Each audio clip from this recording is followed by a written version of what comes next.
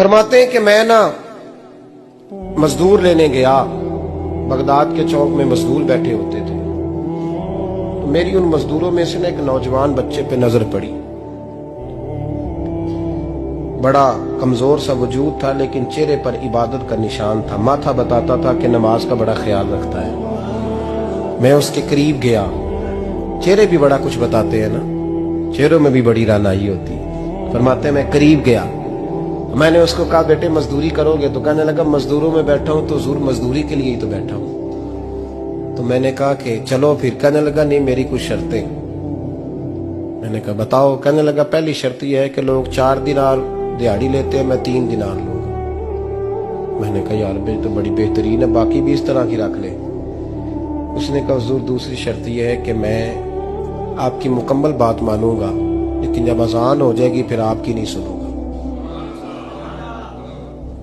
तीसरी बात उसने ये की कि हुजूर मैं आपके घर में काम करूंगा पर आपके किसी सवाल का जवाब नहीं दूंगा। कहते मैंने कहा यार तू बड़ा अजीब है, शर्तें तो मालिकों की होती हैं। कहने लगा जी बहरहाल मैं शर्तें लगा के जाता हूं। फरमाते मैं उसे घर ले आया, काम मैंने उसको बताया, तो जो काम मजदूर सारे दिन में करता है ना उसने 2 घंटे में ही कर दिया। हमारे मजदूर सिगरेट पीने में भी तो आधा घंटा लगाते हैं, वो चाय पीने जाएं तो पौना घंटा वहां। उनको भी तो दयानतदारी करनी चाहिए कि नहीं करनी चाहिए? ने मुआहदा किया है ना जी, तो पूरा उतरना चाहिए ना। कहते 2 घंटे में। अब काम जब बंदा शुरू कराता है तो काम और निकल आता है। कहते काम मैंने उसको और बता दिया, वो करने लगा। उसने मिट्टी निकाल के रखी थी बाहर रास्ते में, तो अजान हो गई जोर की। उसने वहीं कुदाल छोड़ी कही और चलने लगा। तो मेरा बेटा कहने लगा इसको जरा बराबर कर दो। कहने लगे चुप कर जा, तेरे बाप से बात हुई थी, जब अजान होती है तो मैं किसी और की नहीं सुनता, सिर्फ अल्लाह रसूल की सुनता हूं। कहते मस्जिद चला गया, नमाज पढ़ के आया तो दोपहर का वक्त था। मेरी बीबी कहने लगी इसको को खाना खा ले। कहते हमने कहा खाना खा लो, तो कहने लगा मैंने रोजा रखा, रमजान भी नहीं था, नफली रोजा रखा हुआ। फरमाते हैं शाम हुई, मैंने 3 दिनार दिए, तो मैंने कहा तेरा नाम क्या है? कहने लगा मैंने आपसे कहा था मैं किसी सवाल का जवाब नहीं दूंगा। तो वो चला गया। अगले दिन मैं फिर लेने गया उसे, काम कुछ और निकल आए, तो लोगों ने बताया वो सिर्फ हफ्ते वाले दिन आता है। मैंने कहा क्यों? कहने लगे जी वो कहता है मेरा हफ्ते का खर्चा 3 दिनार है, जब 3 दिनार कमा लेता हूं तो बाकी सारा टाइम अल्लाह रसूल की जिक्र में गुजार दिया करता हूं। फरमाते हैं जी अगले हफ्ते मैं फिर लेने गया, मैंने पूरा हफ्ता इंतजार किया कि काम उसी से कराना है। मैं जब गया तो मैंने कहा चलो। कहने लगा मेरी शर्तें याद है ना? और मैंने कहा याद है भाई साथ चल। फरमाते हैं काम कराया, 2-3 हफ्ते वो आता रहा। एक हफ्ते में गया तो लोगों ने कहा हुजूर आज नहीं आया। क्यों? कहने लगे बीमार हो गए। कहाँ घर है? कहने लगे बगदाद के कब्रिस्तान के पीछे जो कच्ची आबादी है उसमें रहता है। फरमाते मैं गया, दरवाजे पे दस्तक दी तो कहने लगा हुजूर आप हैं? दरवाजा खोला है, आ जाइए। फरमाते मैं अंदर गया तो मैंने कहा तुम्हें कैसे पता चला मैं आया हूं? कहने लगा हुजूर अल्लाह वाले हो, आप नहीं आना था, वरना अमीर तो गरीबों का पता लेने कोई नहीं आते। कहते मैं करीब गया तो कहने लगा मैं आपका इंतजार कर रहा था, तेज बुखार है, तप रहा। जेब से कुछ पैसे निकाले, कहने लगा ये पैसे रख लें। एक अंगूठी निकाली, कहने लगा हुजूर आज रात को मेरा इंतकाल हो जाएगा, इन पैसों का कफन खरीद के सुबह जनाजा पढ़ के मुझे दफन कर देना, और जब दफन करो तो ये अंगूठी लेके असर के बाद हारून रशीद के पास जाना। आप उसे कहना मैंने मिलना है, पर वो आपको टाइम नहीं देगा। आप उसको आवाज दीजिएगा कि तेरी एक अमानत है मेरे पास, फिर वो आपसे मिलेगा तो अंगूठी दे दें, फिर आप मेरी तरफ से फारिग हैं।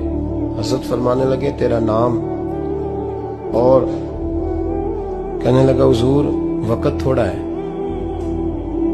आज रात मैंने जाना है, बड़ी लंबी माफी मांगनी है रब करीम से, अगर मुनासिब समझे तो मुझे अपने रब से तन्हाई कर दे। फरमाते हैं मैं आ गया, पर उसकी बातों ने मुझे सारी रात सोने नहीं दिया। फरमाते सुबह बड़ी मुश्किल से सूरज निकला, मैं गया, दरवाजे पे हाथ रखा तो दरवाजा खुला हुआ था। अंदर दाखिल हुआ तो खुशबुएं मेरा इस्तकबाल कर रही थी। जब चेहरे से कपड़ा हटाया तो उसका तो इंतकाल हो चुका। इंतकाल हो चुका है, ऐसे जैसे किसी का दीदार करके सोया। कहते मैं तो 2 आदमी ले गया था जनाजे पे, पर पता नहीं दुनिया किधर किधर से आई, कहां कहां से। अखां जदों मीटियां जमाना मैनू रोवेगा, अपना ते अपना बेगाना मैनू रोवेगा। फरमाते हैं मैं तो 2 बंदे ले गया था, पर पता नहीं मखलूक कहां कहां से आई। जनाजा पड़ा, दफन किया।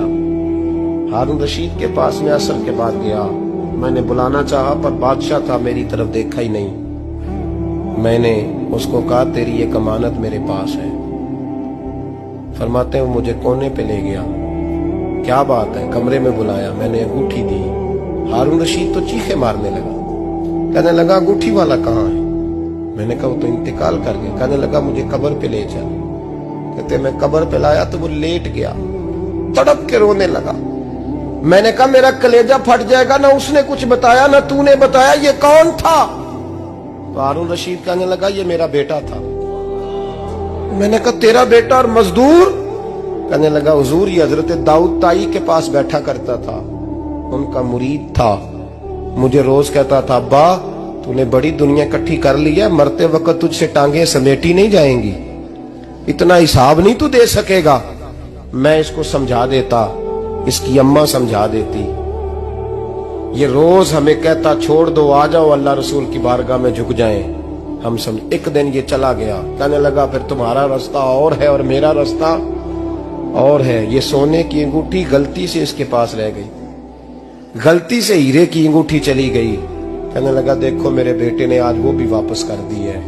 फिर तड़प के कहने लगा हारून रशीद था तो ये मेरा बेटा, पर मेरा मुर्शद निकला, मेरा पीर निकला। भाई जिंदगी तो बड़ी थोड़ी है ना। बाबा साहब ने कहा था उठ फरीदा सुत्या, और दाढ़ी आ गया ही पूर, अग्गा नेड़े आ गया, पिछा रह गया ही दूर। उठ फरीदा सुत्या खलकत वेखन जा, मते कोई मिल जाई बख्शिया ते तू ही बख्शिया जा। उठ फरीदा सुत्या झाड़ू दे मसीत, तू सुते रब जागदा, तेरी डाडे नाल परीत। मेरा रब हमें भी